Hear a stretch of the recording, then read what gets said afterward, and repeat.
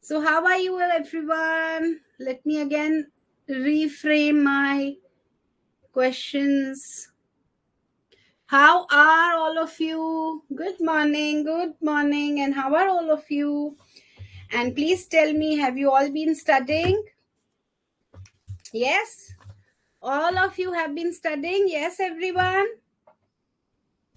Okay, now by mistake, this particular part of your assignment is already marked, right? So we have around 24 questions here, and we are going to, I'm very good, and all these questions we are going to use for the concept buildup. The second set of questions we are going to do as practice. Fine, everyone. So let us build up the concept for renal. Okay. Now, everyone, maximum water absorption occurs from which part of nephron? Now, first thing first, this is the glomerulus. This is the glomerulus, everyone. You all know, right? This is the glomerulus, the Bowman's capsule. This one of this is afferent arteriole. Then next one is efferent arteriole. As we go down, A is PCT, B is descending limb of loop of Henle. This is the hairpin bend of loop of Henle. This is the ascending limb of loop of Henle. This is the DCT, C, and D is the collecting duct. Collecting duct is also divided into cortical and medullary collecting duct. Now, there is a rule. Everything is absorbed maximally at PCT. That is the rule. A, B, C, D, glucose, amino acid, protein, water, bicarbonate, anything and everything is absorbed most at PCT except magnesium, which is absorbed at ascending limb of Henle. Everything is secreted maximally at PCT, whether it is the drugs, whether it is H plus, whether it is anything which is excreted, is maximally secreted in the PCT except potassium, which is maximally excreted in the DCT and CD. Right, so this is one rule. Why in PCT all the absorption and the secretion happens? Because beta PCT has the maximum brush border epithelium. Right, so maximum absorption of anything. Now here, the catch point was water. Right, now in water, everyone, please remember, water can be absorbed with ADH and without ADH. In any case, maximum water absorption occurs in PCT, that is 60 to 70%. If ADH is present, then it acts only on the collecting duct, which normally has water absorption as only 2%. But when on collecting duct it acts, then it leads to 10% or 15% rise. Right. So 60% is always greater than the 10%. So the answer cannot be collecting duct. It has to be PCT. Anything is absorbed or reabsorbed and secreted maximally at the PCT. Okay, next, very important, everyone. This is a very important question. So I'm using this as concept build-up. Sodium and potassium. Sodium, potassium, 2-chloride transporter is present where? Right? Now, this sodium transport is very important. See, sodium transport is happening everywhere. It is happening everywhere in the nephron except the thin descending limb of loop of Henle. It is happening everywhere. So, beta, it is happening in the PCT. So, in the PCT, obviously, it is the maximum. It is happening via the sodium glucose transporter SGLT. 2, it is happening via the amino acid co-transport, right? Or it is happening via sodium lactate co-transport, or it is happening via sodium H plus exchanger, or sodium chloride exchanger. So in PCT, we have so many things. In TCT, I have sodium chloride as the transporter. In the thick ascending limb, I have sodium potassium chloride transporter. Right? In collecting duct, I have ENaC, epithelial sodium channel. So all the four are very important. Next, what is even more important here? Let us finish all the questions, important questions over here only. See, in early PCT,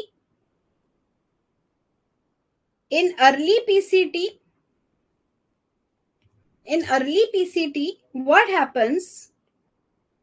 In early PCT, all these are acting. Sodium, glucose, sodium amino acid, sodium H+. But in late PCT, sodium chloride transporter is acting. Sodium chloride co-transport is acting. Not co-transporter, please write it exchanger or co-transport. That is not to be learned here. Just sodium chloride exchanger is being active. Right. Next question. Please tell me, everyone.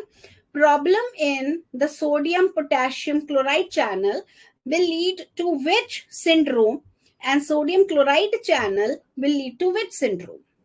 Bartter or Gitelman? Yes, please tell me. Let us finish all the related questions here only. Bartter syndrome, Gitelman syndrome. Which is Bartter? Yes, Bartter syndrome. This is Gitelman syndrome. This resembles thiazide overdose. This resembles furosemide overdose. Correct? So, very important questions need to be solved from these. And please remember here, one more question is there. SGLT2 is a secondary active transport. It is the secondary active transport. That means glucose is transported using the energy of sodium potassium pump indirectly, and it is a sodium glucose co-transport. That is why in ORS we add sodium and we give glucose. Right? So 6-7 questions from the same topic, round and round, they can come in any of your exam. So you should be very much thorough with this part. Next, another question. No need to answer. The answers are already marked by mistake in this, even the photocopy that you have got. So no problem. This particular 24 questions, I'm just using for your concept build-up. Sodium chloride co-transport, you know now, DCT, right? You already know. Next, question number 60. 60-year-old known case of diabetes has been noticed to have microalbuminuria. What is the site of reabsorption of proteins in the ultrafiltrate? Now, beta, you don't know whether the proteins ka reabsorption site is what, but I have given you a golden rule. Whatever is absorbed, except your magnesium, is absorbed in the PCT. So you can use Dr. Jasmine's golden rule and you can answer any kind of such question.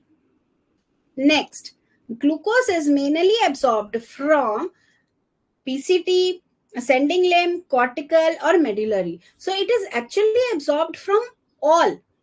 It is absorbed from all, but it is majorly they are asking. So majorly they are asking from PCT. Around 60% of glucose is absorbed from PCT.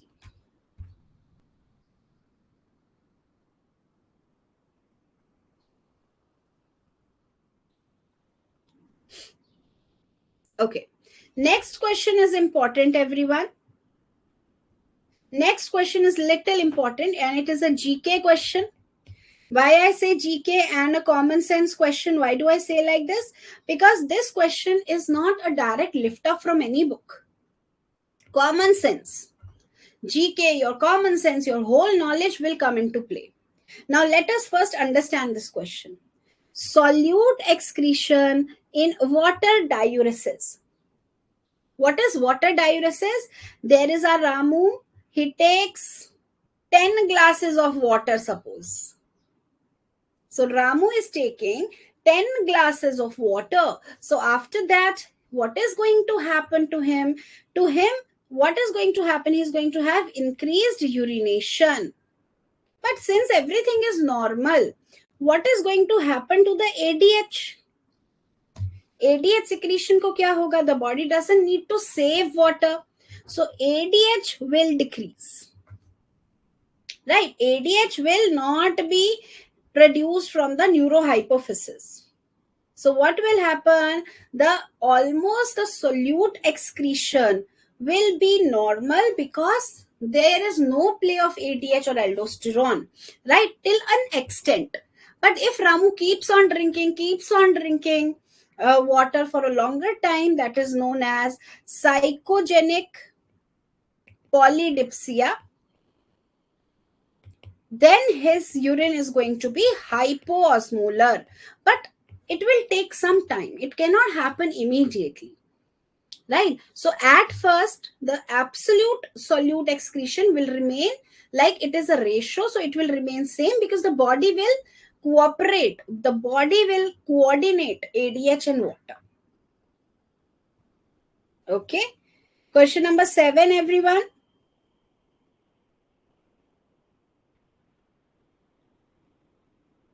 Whereas, beta, here I want to highlight one more point in this question. This is water diuresis. What is osmotic diuresis? That you give a substance called mannitol, right? So osmosis, because that substance clings to water. So in this, there is increased water excretion and increased solute excretion. Like if somebody is having diabetes mellitus, then beta the glucose attracts water, right? Or somebody is taking Lasix, that is a drug, furosemide. Okay. Next, pressure diuresis lowers arterial pressure because it. Now, what is pressure diuresis? Correct, everyone. Correct. So, 3 type of diuresis we are doing: water diuresis, osmotic diuresis.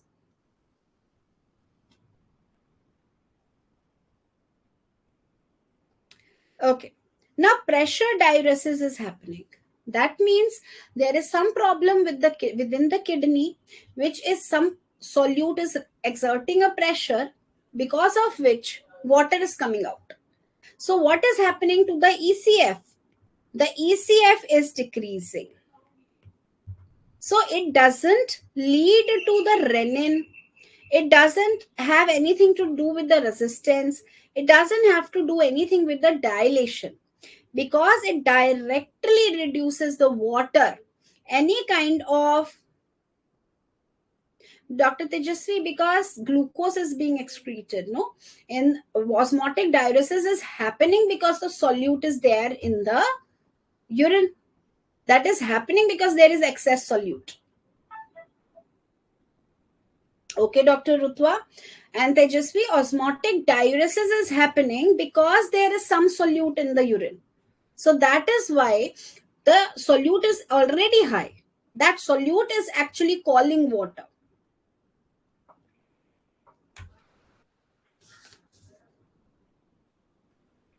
So in pressure diuresis, ECF decreases and so does the cardiac output.